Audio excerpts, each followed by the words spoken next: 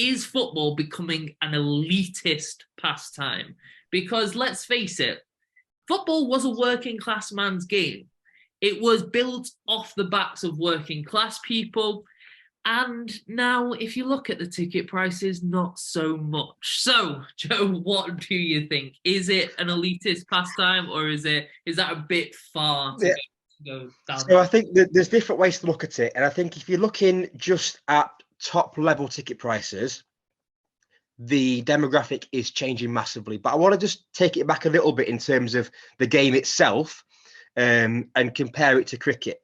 The report that came out the other week with regards to cricket, in terms of racism, sexism, and classism in the sport, basically. And one of the big talking points around that was accessibility. Who can play cricket? Who gets into it? Now, football is still, I'd probably say, the most accessible sport for working class people, because you can get a football, you can go to your park if the Tories haven't closed it down yet, or you can go to your five-a-side pitch or whatever, and you can play football. You don't need much equipment. So I think it's still the most accessible sport in terms of playing it for working class people.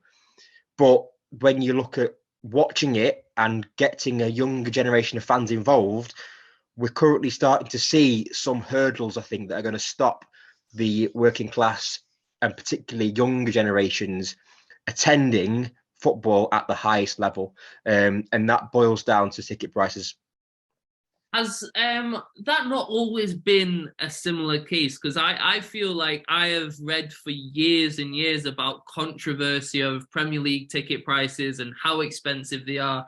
Is it not always been the case that the Premier League was just way more expensive than say lower EFL leagues, League Two, National League? I think when the Taylor report came in post Hillsborough, and obviously the fully seated grounds came into legislation, that was a big catalyst for change in terms of pricing at the top level. They did the government and the groups that organised that tried to bring in a more middle class, upper class kind of demographic into the football stadiums. Lots of talk around hooligans and sort of very much misguided kind of judgment of people that would attend games. And I think from there on, they wanted to try and increase the number of middle class people that would go, to make football in the Premier League more of kind of a day out. I don't want to sort of be too critical, but kind of a day out at the theatre kind of experience, and we've seen that over the years with the changing food you have at games, the changing way that fans are treated as consumers rather than supporters. But what we're seeing now, especially in the era of parachute payments, is prices, well, high prices start to filter down now into the EFL as well. A lot of teams in the Championship at the moment, and obviously in recent years, have had parachute payments, which leads to other teams in that league needing to try and bring in revenue elsewhere just to keep up with those teams. Yeah. So I think that's where we're now starting to see an increase in pricing in the lower divisions too. And I think that's problematic when it comes to trying to get the next generation of fans in to watch games. And it's obviously something very close to my heart, being a Sheffield Wednesday fan. Yeah. We're a Championship side who haven't got parachute payments. And we've obviously, you may have seen all over social media the last couple of weeks, the backlash regarding our match day prices, as well as our most recent phase of season ticket prices, which reach over £800. Yeah, I've seen it all over your social media, Joe. Honestly, I have not stopped tweeting about it. It's something that it's really, really getting to me. It's really enraging me at the moment, because you look at a city like Sheffield, it's the birthplace of football. It's a working class city, big in the steel industry. That industry was decimated in the 80s. So you're looking now at a city that has got two really, really well supported football teams. The people that live there are so passionate about their football. But now we're seeing one team in the Premier League that are charging less than one team that have just come up from League One in the Championship. Now, I see this not just from my point of view as somebody who wants to go to a few games next season and has to try and balance his own books to try and find out which ones he can go to, but also from a perspective of, I want this club to be the future of Wednesday, to be safeguarded. Now, if we're not attracting younger fans to come to the games because they can go and watch Premier League football down the road for a bit cheaper, where does that leave the club in 20 years' time? We've got a near 40,000 seat stadium. You know, capacity is reduced for safety reasons and whatnot. So it's about 33, 34,000 now. We've got a large stadium. We've got, you know, generations of supporters. You know, my dad's a Wednesday fan. My granddad's a Rotherham fan, but, you know, close enough. Generation of support. And that's a common theme with Wednesday fans. You know, there's a lot of generational support there. With this current pricing structure, this could be generation where it snaps, and the ties are cut, people look elsewhere, and that does not bode well for the future of the club. No, not at all. And I think this is something that a lot of clubs lower down are having to face. And I think there's elements of the parachute payments, there's elements of clubs being bought with huge takeovers. I think there's even as low as the National League with Wrexham getting bought by, let's not say the names, but and just introducing that level of money. I think other clubs have had to be like, well, we've got to compete at some point. We've got to try, and most of that league now are all professional teams. When I was a lad with a season ticket to Altrincham, the vast majority of those teams were semi-pro teams. They all had jobs in the week, and they played football on a Tuesday night and a Saturday. And that was their kind of thing. And now they're all professional, almost all professional teams. Altringham's a professional team. They went 130 years as a semi-pro team and had to become professional last season. And even I went to a couple of Altrincham games with you, didn't I, Joe? And it was like going in now. I remember it being £2 for a child to go and like £5 for an adult, which obviously you correct for inflation, but it's now £20 to get in to see a insane for National League football. It's crazy. Macclesfield next year, bankrolled by Robbie Savage and a businessman from the town. £17 matchday prices in the Northern Prem. It's insane pricing. What's that? It's the 6th tier of English football. Be 7th. That 7th.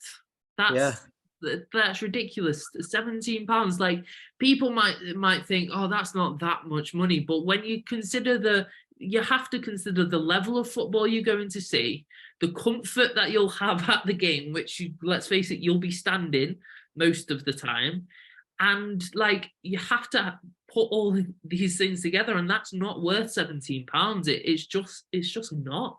It really isn't.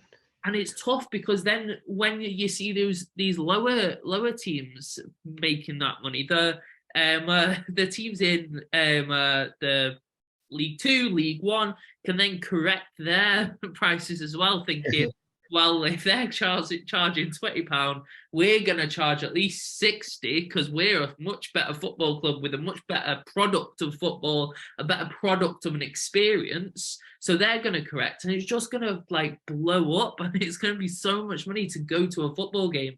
And that shouldn't be the case, because it's literally started as a working class person's pastime. You went to the football on a Saturday, you paid a little bit of money, you had money for some pints, you watched the game, you went home, or you probably went to the pub and had a few more pints. Now you're not going to be able to afford the bloody pints. What's happening to the pints, Joe? That's the biggest fantasy out of all of it. It's missing out on the pints. Come on, O'Grady owner, sort it out. I want a drink on a Saturday. There's no joy in watching non-league football if you're not a little bit tipsy. You need to have one or two, I think, don't you? Exactly. But I think what owners know is that the golden ticket, pardon the pun, that they have is fans are blindly loyal to their clubs, and unfortunately, they will always, unless there is some organised mass movement, they will always pay the prices. And it would be always so hard to get anything going in terms of a movement, because people take this line of, if you don't go. If you dare criticise, you're not a true fan. And football fans who are loyal don't want to be classed as not a real fan. They want to prove themselves as a fan, but they have to draw a line. And if you're putting your financial situation in life at jeopardy to go and watch your team play football, it's not a healthy way to live, especially if you support a team who are crap. I think the biggest the most well-known example of this is Manchester United, isn't it? With the Glazers just knowing for a fact that they have millions upon millions of loyal fans that will prop up their like dodgy finances and keep them earning millions every year. And obviously there's that element of there have been protests for the last 20 years to get the Glazers out, but none of it really matters if the fan base is split, and none of it really matters if you're still going to the games and still paying that money and still. That's the problem. It's really hard for a club like Man United to ever boycott them effectively, because there's always going to be another couple of million fans ready to jump in that seat when someone vacates it. Yeah. It's like if there's an ant on the floor and you squash it or get rid of it, another 10 ants come crawling out of the crack in the pavement. You're never ever going to fix that problem, because the volume of supporters is too big. Now, here's something about the sort of demographics of football at the top end anyway, that's quite interesting. Do you know the average age of an Old Trafford season ticket holder in 2023? Oh, season ticket. I have been to a couple of That's somebody who's forking out, I don't know, 500-600 quid for a season. I might be wrong there, I don't know. I'd want to say 53. You've overshot by a few years, but it's actually 46. Okay. Now, if you compare that to what it was back in the sort of 80s, you're looking at 20-odd-year-olds that are populating the terraces, compared to 46-year-olds. And I'm not being ageist. They're the same people. It might be the same people. It might be, absolutely. Anyone can go to the games, absolutely fine. However, what we've seen is people that are older and have more money, and that's purely because they can afford it and the younger fans cannot. And I don't think it needs any more analysis than that. It is an issue. I don't know how it can be fixed. Does it need to be fixed by the FA? Does there need to be regulations put in place? Does it need to be more patrolled by the so-called governance of our game? Or is it a case of, look, business is business. If you want football to be a business rather than like a charity, this has to be the case. How do we fix it? How do we fix it? When Gary Neville talks about his fan-led review and Tracy Crouch, that whatever comes of that and whatever group is formed, they need to take a lead in terms of sticking up for the fans, giving them a voice in terms of what the match-going fan wants. Government should really help. And, during the Super League protests, they did mention stuff, but only because it was a big public opinion matter and they could score some political points from it. And there was massive protests. I honestly think the next government, the next Labour government or whoever wants to campaign for the side of the working class, make a pledge regarding football tickets, and you've got a huge chunk of votes there. You really have. Make a pledge for that, because I think it's a absolute nailed on voting point for a lot of people. I don't think people really understand the importance of it, as well as a group of people in the UK, how big that football fanatic is. If you promise to help football fans out, because it is so much of our lives, it is something that we're so dedicated to. If you can really understand that, you're onto a winner. Yeah, 100%.